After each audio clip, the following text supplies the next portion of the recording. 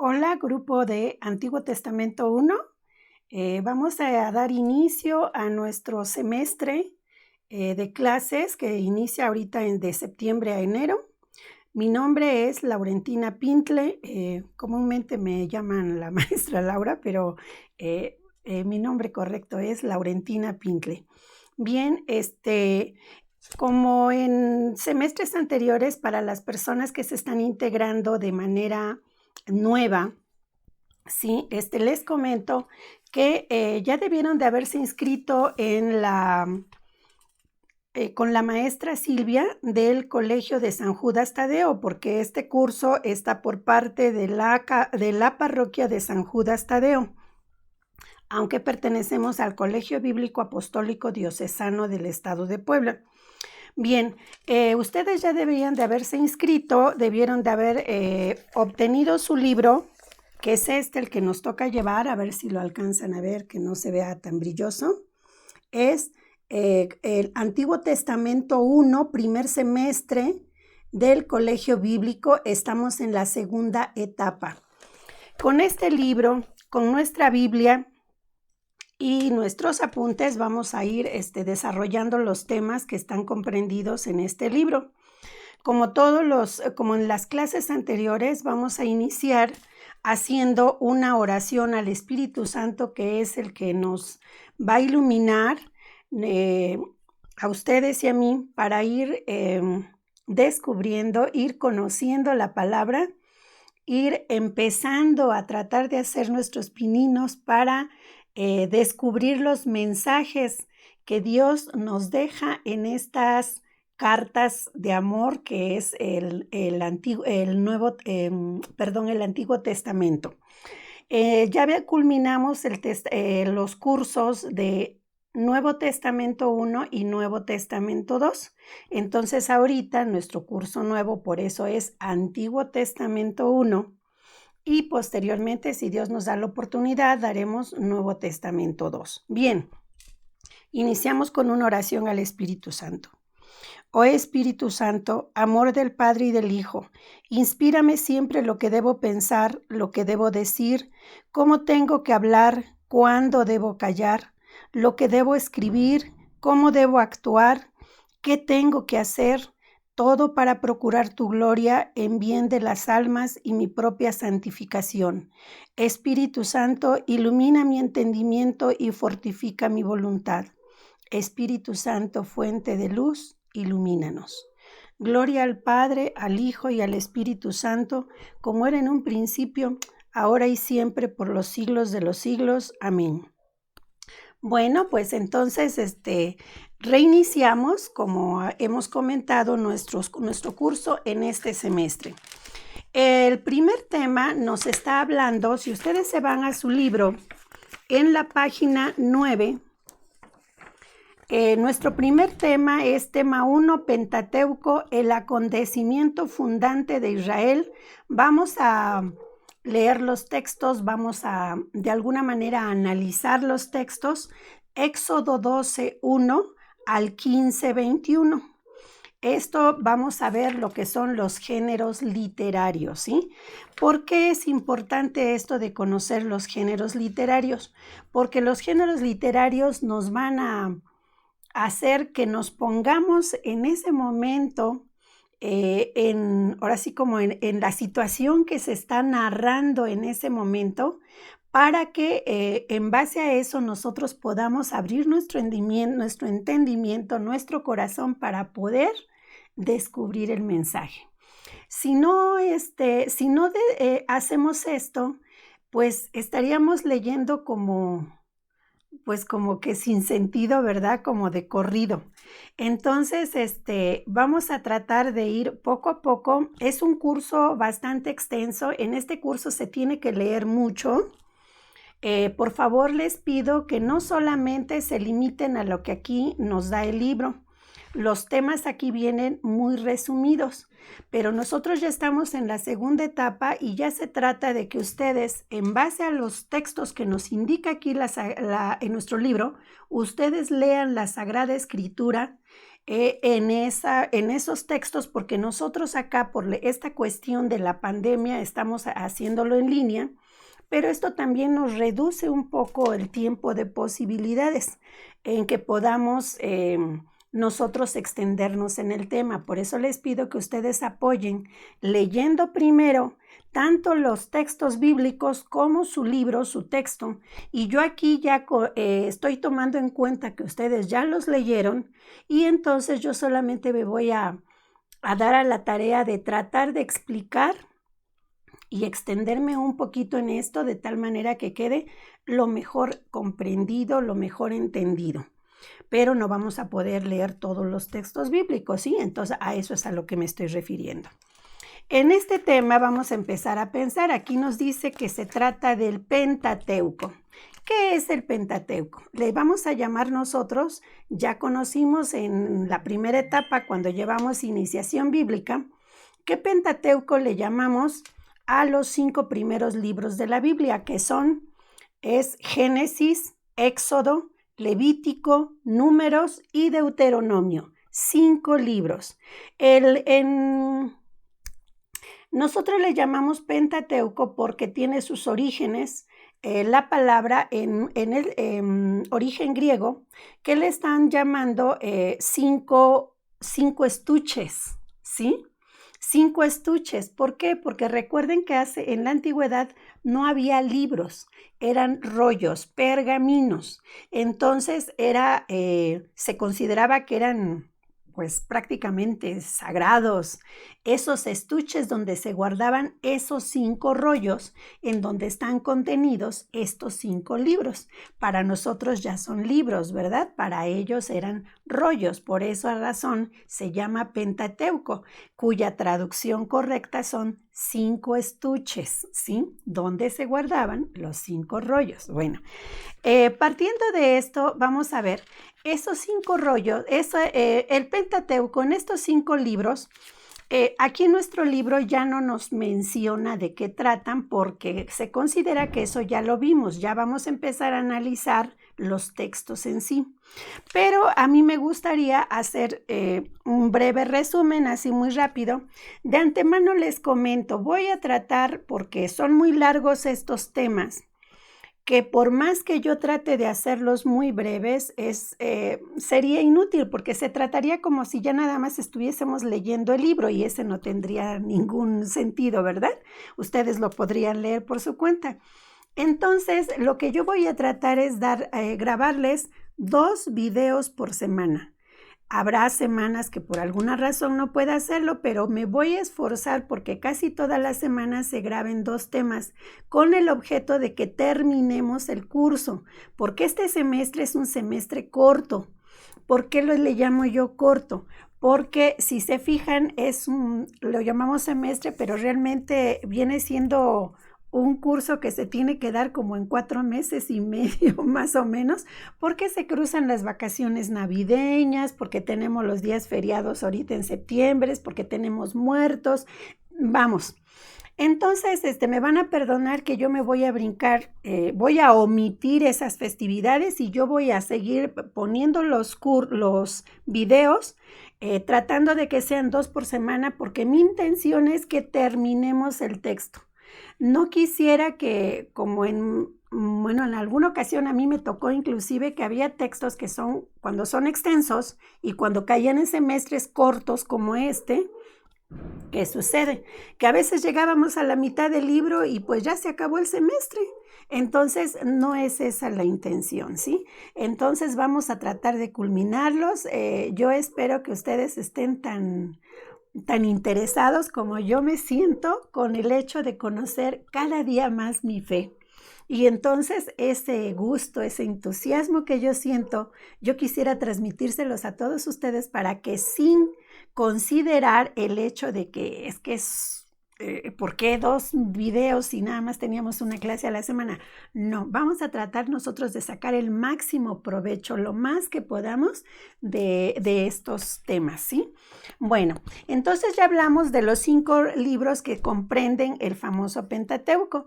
Déjenme decir que estos 5 libros son en los que se basa la ley también de los judíos, aunque ellos no le llaman Pentateuco, ellos le llaman la Torá. Y de alguna manera, aunque con sus modificaciones y demás, también los musulmanes tienen de alguna manera sus orígenes en estos 5 libros o en esta ley, que es lo que ellos llaman el Corán. Entonces vean la importancia de estos libros, ¿sí?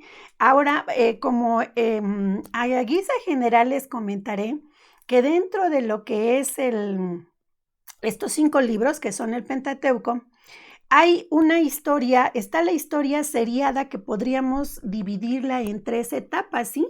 La primera, o sea, vendría siendo el Génesis, es la historia de la creación, ¿sí? Luego después viene el diluvio, y viene la historia antes del diluvio, las 3 etapas importantes del Pentateuco serían la historia de la creación, la historia de la humanidad y la historia de Moisés. Sí, de la creación de la humanidad y luego cuando Moisés libera al pueblo y es el Éxodo. ¿Por qué es tan importante el Éxodo? Porque en el Éxodo se funda lo que es el pueblo de Dios. ¿Sí? Entonces, recuerden que en el Génesis estamos hablando de la creación de la humanidad, ¿sí? La creación de todas las cosas. Aquí tenemos que tener muy claro que la Iglesia Católica o la religión, la fe católica, tiene, en nuestra Biblia se está hablando de una cosmogonía. ¿Qué quiere decir? Que en la creación se está hablando de la creación del cosmos, de todo lo creado. Pero no puede considerarse una teogonía. ¿Por qué teogonía no? Porque en nuestra Biblia, en nuestra fe, no consideramos que Dios sea creado. Dios es el creador, pero Él no es creado. La teogonía existe en la mayoría de las otras religiones en donde hablan de cómo se crearon los dioses. Sí, en el caso de nosotros no hay nada de eso porque Dios es el increado. Nosotros no tenemos en nuestra fe nada con relación a cómo fue creado Dios. No, Dios es eterno, Dios es el no creado, Dios, como nos dice el Génesis en sus inicios, en el principio era Dios. Ya estaba Dios. Bueno, en el Evangelio de San Juan ahí nos dice, al principio era el verbo y el verbo estaba en Dios y el verbo era Dios. O sea, ya desde sus orígenes ellos ya estaban. Ellos no son creados. Entonces, ahí es lo que nosotros tenemos que ir ya empezando a separar el por qué nuestra fe y el por qué otras religiones separadas, ¿sí? En nuestra fe, en la fe de ellos, hablan normalmente de que Dios, o sea, los dioses crean al hombre para ser servidos, o sea, es que los hombres somos criados para servir a los dioses. En el caso de nosotros, en nuestra fe, nosotros descubrimos que somos creados por amor, por puro amor, ¿sí?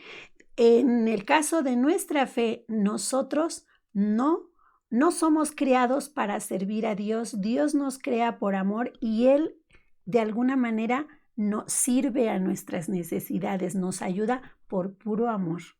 Mientras que los otros dioses, en las otras religiones se habla de que los hombres tienen que llevar cargando a su Dios y estar casi esclavizados a su Dios. Nosotros somos amigos de Dios, nos hace sus amigos porque nos ama. Y nosotros no llevamos cargando a Dios, es Dios quien nos lleva en sus brazos como el buen pastor que nos lleva hasta alcanzar nuestra salvación, la vida eterna, ¿sí? Entonces ya vamos mirando cómo en términos generales, qué nos diferencia a nosotros como fe católica con relación a otras creencias, ¿sí? Bueno, entonces habiendo hablado de estas generalidades, entonces les decía, y la historia de Moisés, ¿por qué? Porque miren, en la primera parte que hablamos, que es la creación de la humanidad, pues es cuando en la Biblia nos va a relatar cómo crea, pone orden en el mundo, porque de alguna manera está bien establecido que al principio, dice él, al principio todo era caos. ¿Qué es lo que llega a ser? ¿Qué es lo que hace Dios? Dios empieza a separar, porque la separación es lo que pone orden. Y al haber orden, o sea, hay una dirección correcta que nos lleva a Dios. En este caso, mientras haya desorden, cuando no hay orden en las cosas, caemos en el caos, y el caos es nuestra perdición de alguna manera, ¿sí? Bueno, entonces, partiendo de esto, vamos a empezar a ver nuestro tema. Entonces, nos dice, bueno, aquí en general les puedo decir, el Levítico dice, son las leyes que regulan las relaciones con el mundo, las relaciones de los hombres entre sí y sobre todo. ¿Por qué? Porque normalmente nosotros conocemos más por cuestiones de enseñanza. Regularmente leemos Génesis y Éxodo, pero nos detenemos en la parte, ya no llegamos a Levítico, a Números, ni a Deuteronomio.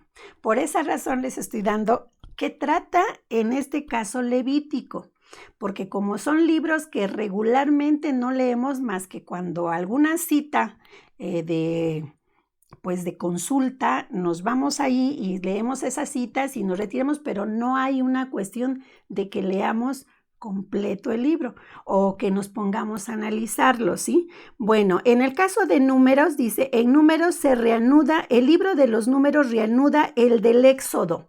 O sea que hay como que un pequeño paréntesis donde se escribe Levítico porque son las leyes, pero en Números vuelve a retomar la historia que se queda detenida en Éxodo para darle continuidad en el libro de los Números. Dice, Números reanuda el del Éxodo dando detalles de la larga emigración y de sus dificultades, o sea, su camino por el desierto hasta llegar a la tierra prometida.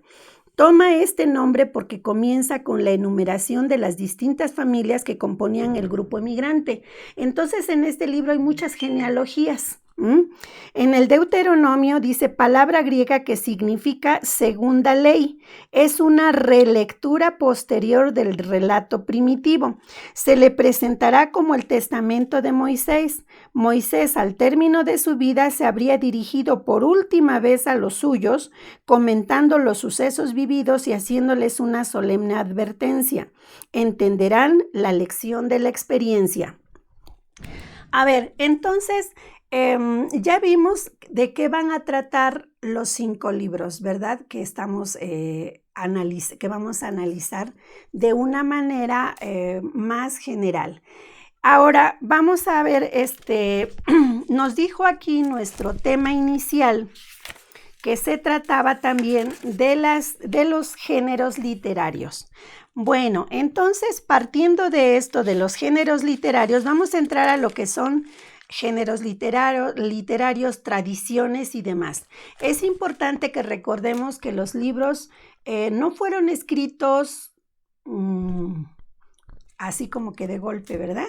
Se vinieron escribiendo al paso de los tiempos y no los escribe una sola persona, los escriben varias personas que en su momento, ya la Biblia se conforma cuando en su momento alguien empieza a recopilar toda esa información para unirlas en un solo libro que nosotros conocemos como las Sagradas Escrituras. Porque por esa razón nosotros podemos encontrar en nuestra Biblia que hay muchos textos que los decimos están repetidos.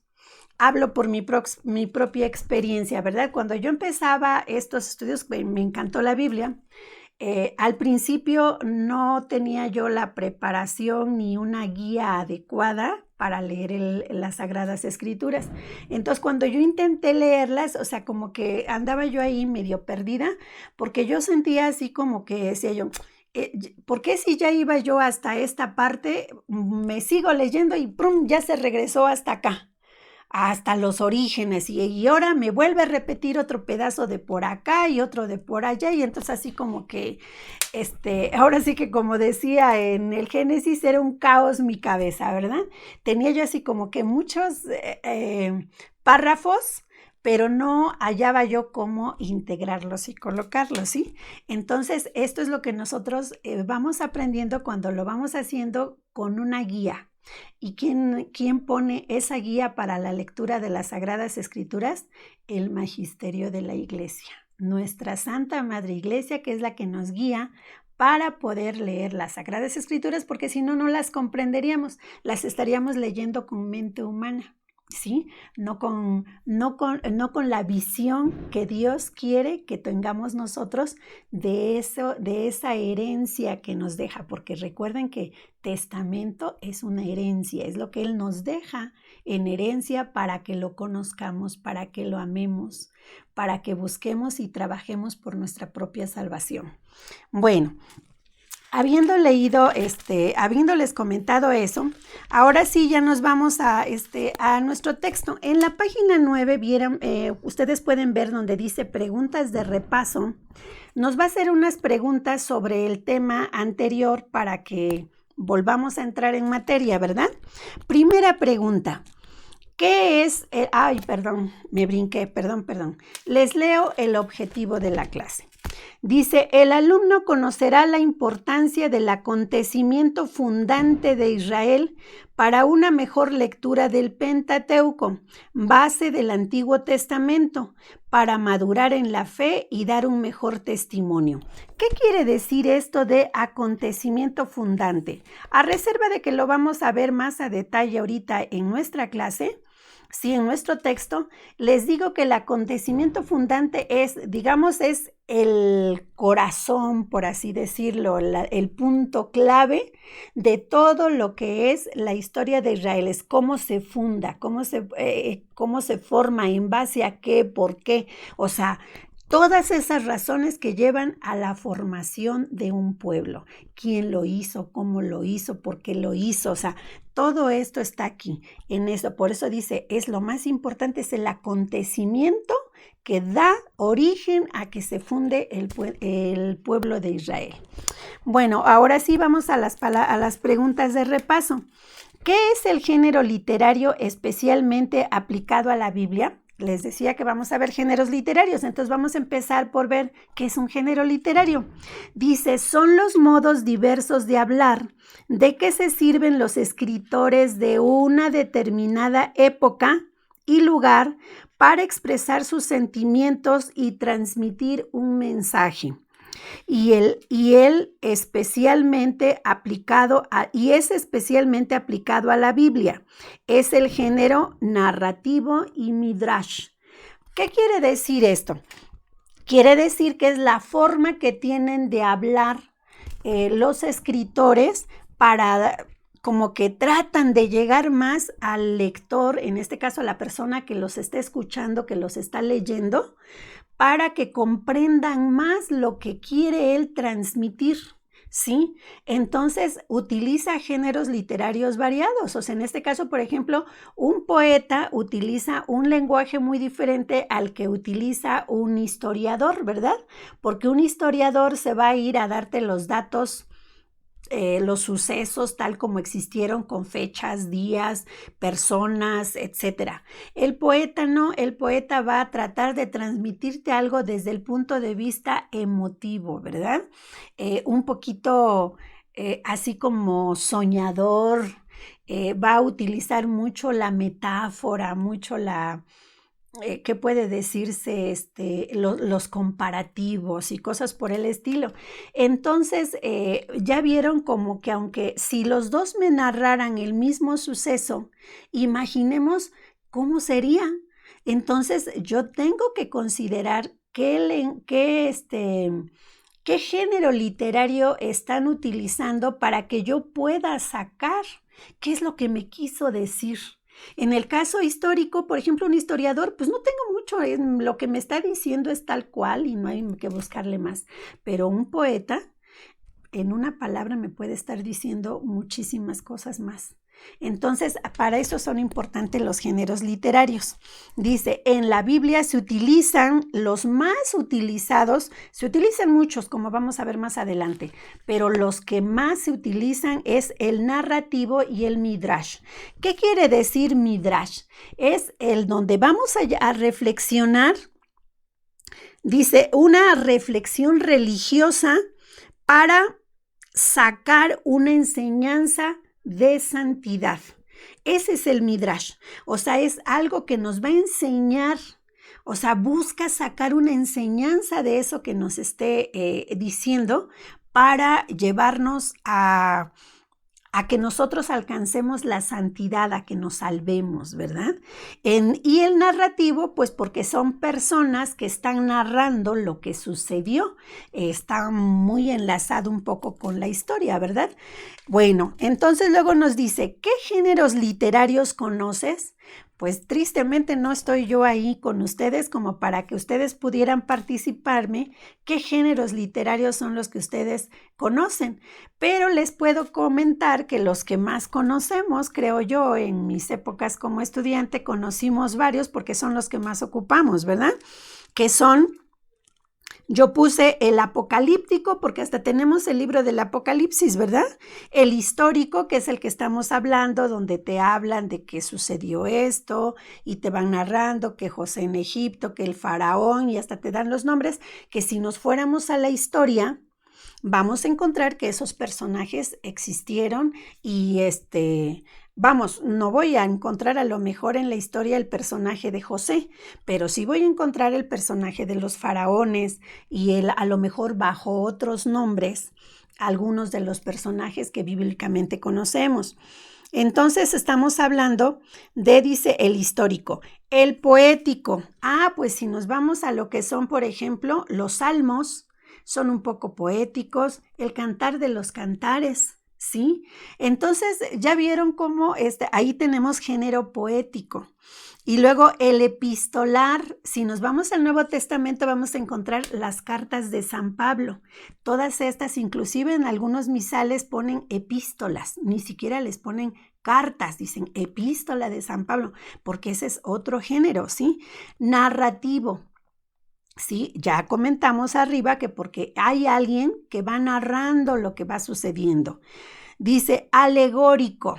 Dice, ¿por qué? Porque empiezan así como a hacer comparativos, donde van narrando de una manera epopéyica, ¿sí? Otro género que también van así como que exaltando las actividades guerreras, poderosas de los personajes, ¿sí? Sapiensal, pues cuando nos vamos a Sirácides, encontramos, o al libro de sabiduría, que así se llama, ¿verdad? Ese es son los sapiensales. Líricos, ¿sí? Donde es un poco como en prosa, o sea, está entre poético y entre, pues como alegórico por allí, ¿sí? Se va el lírico. El profético, tenemos a todos los profetas, porque todos ellos hablaban en oráculo, ¿verdad? Decían oráculo del Señor, palabra del Señor, pero ellos tenían las visiones, o sea, y daban las profecías de lo que iba a suceder. Entonces tenemos los proféticos, legislativos, de leyes. Ahí tenemos dentro del Éxodo cuando nos narran el Decálogo, ¿sí? Tenemos todo lo que es el Deuteronomio, lo que son números, ahí tenemos muchas leyes. Entonces se considera legislativo, ¿sí? Epopéyico, como ya les decía, cuando hablan de las grandezas que el Señor hace en favor de su pueblo, narran, o sea, lo representan, dice, hay un lenguaje antropomorfósico, algo así. Dice, es un lenguaje antropomorfo. ¿Por qué? Porque están haciendo como que una representación de Dios como si fuera un hombre. Entonces dicen, vienes en tus carros de guerra y tiraste a todos los ejércitos del faraón al mar y con tu brazo poderoso esgrimiste la espada y salvaste a tu pueblo. O sea, vean como que le están dando una imagen humana a Dios, y a esa cuestión de darle esa imagen humana a Dios es lo que se le llama, que es verlo desde un tipo antropomorfo, algo así. La palabra no la recuerdo ahorita exactamente, pero por ahí va. Bueno, entonces luego dice 3. ¿A qué se denomina la cuestión sinóptica en los evangelios? A la visión similar que se usa en la escritura de los evangelios de Mateo, Marcos y Lucas, ya que en algunos aspectos tienen fuentes comunes. ¿A qué se refiere esto? La visión similar. ¿Por qué les llamamos sinópticos? Y nada más mencionamos 3 cuando tenemos 4. Aquí antes que nada quiero hacer una observación. Malamente o por costumbre nos hemos acostumbrado a decir el Evangelio de San Lucas, el Evangelio de San Juan, y entonces decimos, tenemos 4 evangelios. No hay 4 evangelios, hay un solo evangelio visto por 4 personas. Y cuando las personas ven algo, lo van a narrar de manera diferente. El mismo suceso va a ser narrado por esas 4 personas, pero de manera diferente. A lo mejor uno se fue a ver todos los milagros, o sea, el poder de Dios al hacer los milagros. Este otro a lo mejor no se fue tanto al poder a su poderío en los milagros, sino se fue a su humildad, al cariño, a la protección, a todo lo que tenía por los débiles, pero es el mismo suceso. Y a lo mejor el otro se va a ir por otra situación, o sea, mirando cómo en esta persona todo lo que hacía era como una confirmación de lo que ya se había avisado antes en las profecías. Pero es el mismo suceso, ¿verdad? Entonces llegamos a la conclusión de que está mal dicho que tenemos 4 evangelios. Tenemos un solo evangelio con 4 visiones diferentes. Ahora, los 3 primeros que estamos hablando de Mateo, Marcos y Lucas se les considera similares, sinópticos, porque tienen prácticamente las mismas narraciones, salvo algunas diferentes, pero casi todas son las mismas, y los 3 las narran hasta con un lenguaje medio parecido. Quienes ya vimos en el Nuevo Testamento, ya analizamos los evangelios, ya vimos las diferencias tan grandes que tienen uno y otro, pero en términos generales, quien los escucha sin tener este tipo de estudios, pues va a decir, yo lo hacía, déjenme decirles que parto de ese, me confieso que yo lo decía, antes de que yo me preparara, yo iba a misa y yo con frecuencia me decía a mí misma, ¿qué objeto tiene que me lean la misma perícopa? Que bueno, no conocía como perícopa. Yo decía ¿para qué me leen lo mismo 3 veces? Dicen lo mismo, exactamente dicen lo mismo los 3. ¿Para qué me lo repiten, no? Lo más lógico sería que nada más me leyeran uno, como ¿para qué 3? Hasta que entres a conocer un poco más a detalle tu fe es cuando vas encontrando las grandes diferencias, el objetivo tan diferente que tenía cada uno a la hora de escribir su evangelio, ¿sí?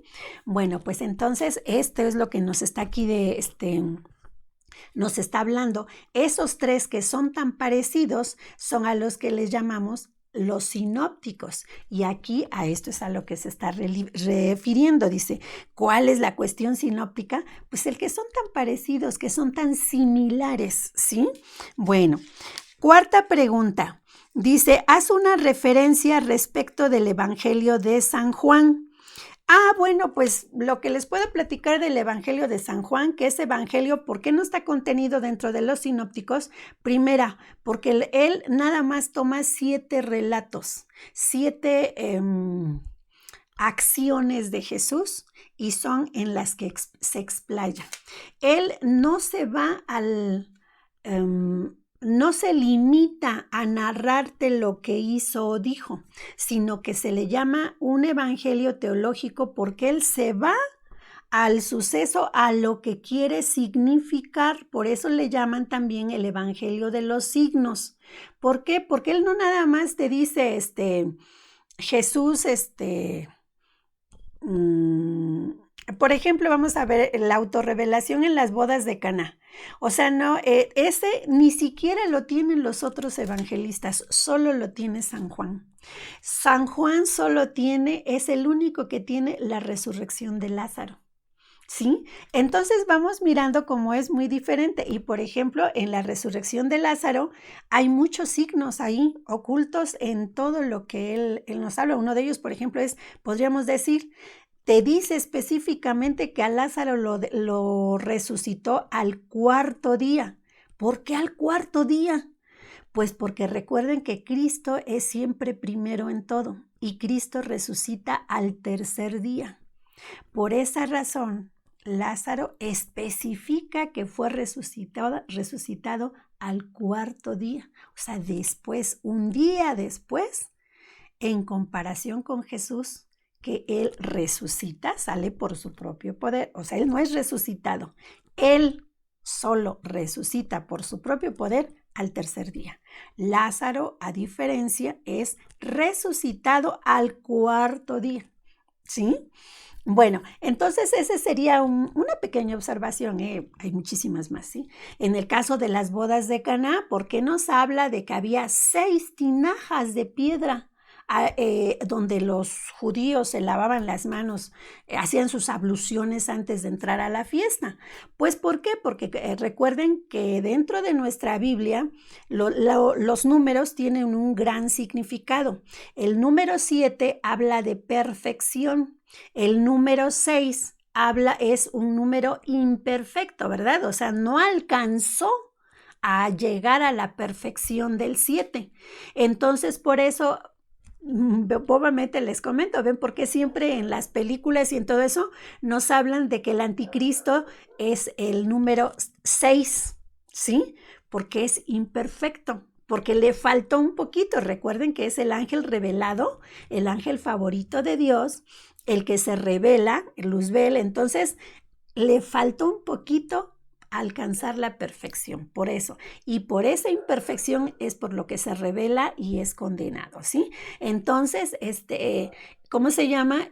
Por esa razón, esas 6 tinajas están representando la ley mosaica, que ya estaba seca porque nos dice que las tinajas estaban vacías, ¿sí? ¿Qué quiere decir? La ley mosaica ya estaba vacía, ya había dado todo lo que tenía que dar. Ya no había más que dar. Entonces se tenía que esperar a que llegara el número 7, la perfección, que es Cristo, para que Él llene con agua esas tinajas que ya estaban vacías, que ya no daban más. Él las va a llenar, o sea, manda que se llenen de agua, que las va a convertir en vino y que por ese vino es su sangre, la representación de su sangre, por la cual nos purificamos nosotros, la nueva Jerusalén o el nuevo pueblo de Dios, ¿sí? Nos purificamos, así como se purificaban los judíos en esas tinajas de agua. Así nos vamos a purificar nosotros o nos purificamos nosotros con la sangre del Señor. Entonces ya vieron que todo lo que Juan dice en su evangelio, él ya va explicando más a detalle, ¿sí? Y hay un sentido teológico profundo, ¿sí? Para que Dios se revele a nosotros. Entonces, esa es la razón, eso es lo que puedo decirles del Evangelio de San Juan. Por eso está separado de los otros evangelios, porque el de él es un evangelio teológico. Y él casi no menciona no menciona tantos parábolas, milagros y todo que hizo Jesús. Él toma algunas muy específicas que de pilón ni siquiera mencionan en muchos casos los otros evangelistas, pero nos da muchos detalles. Entonces, esa es la diferencia del Evangelio de San Juan, porque por eso le llamamos teológico. Quinta pregunta. ¿De qué trata la carta a los hebreos? Dice, nos presenta el sacerdocio real de Cristo.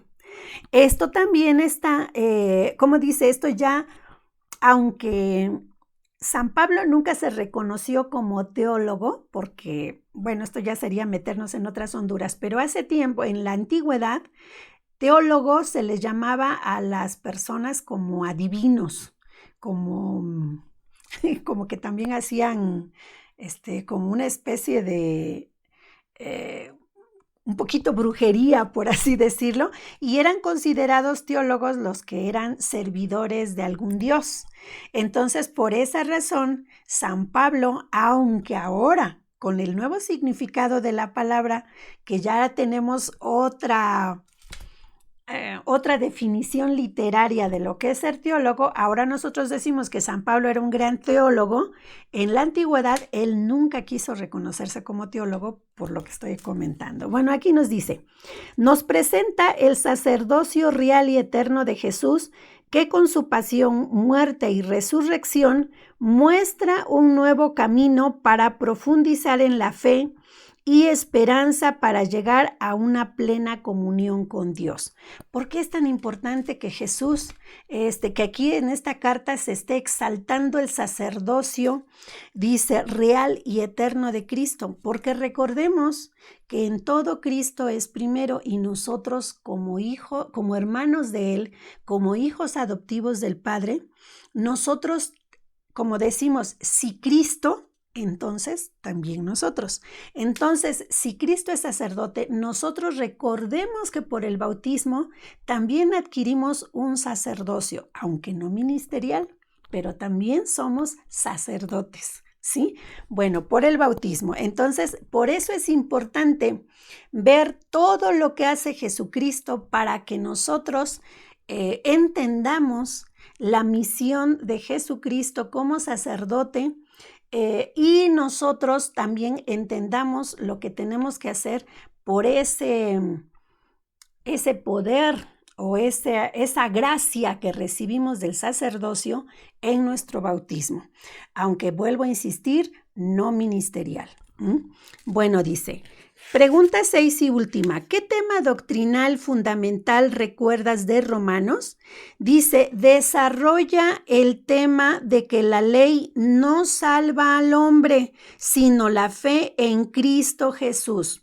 Bueno, ¿qué quiere decir? Fíjense que esta carta a los romanos y específicamente esto que estamos aquí hablando, es una de las cosas que, en las que la mayoría de las sectas separadas de alguna manera tienen su fundamento para poder ellos tener la base de su salvación, porque recuerden que ellos básicamente, salvo, me parece que nada más consideran 2 sacramentos, 2 o 3 sacramentos, dependiendo de la secta que sea, ¿sí?